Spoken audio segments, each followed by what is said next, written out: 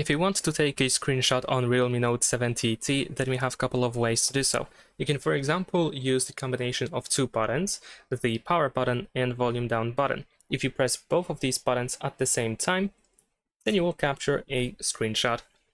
Besides that, we can also use a gesture with 3 fingers. We can swipe down on the screen in order to also capture a full screenshot. If one of these two options do not work for you, you can open Settings, scroll all the way down, and then go to Accessibility and Convenience. After that, go to Screenshot and make sure that these two are enabled, unless of course you don't want to use one of them.